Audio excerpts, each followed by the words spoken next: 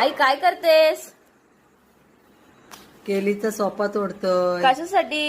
भाजीला. आई कशी बनवायची सोप्याची भाजी?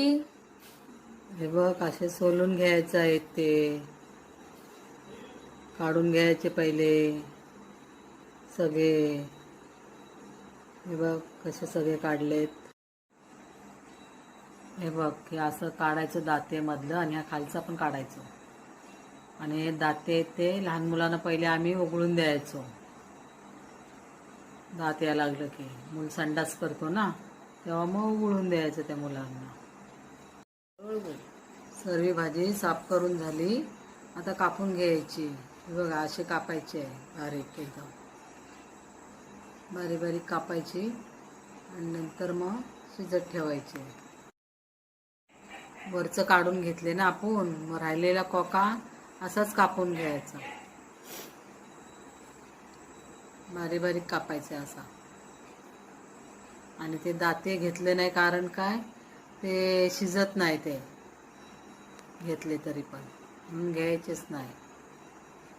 चला मी आता शिजायला ठेवते कुकरमध्ये. पाणी ओतते आता. पाणी ओतून झालंय, आता मीठ टाकते थोडासा, झाकण लावते आणि गॅस पेटवते. हे बघा तेल टाकलंय, लसूण टाकले. आता कांदा टाकतो. कांदा कढीपत्ता टाकला. कांदा लाल झाला की लाल होईपर्यंत मसाला, हळद, मीठ टाक. बघा मसाला मिक्स करते. आणि आता भाजी शिजवून घेतलेली आहे, वाल शिजवून घेतले ते त्यात टाकते. आता वाल टाकून झाले, त्याचं झाकण ठेवते 2 मिनिटं.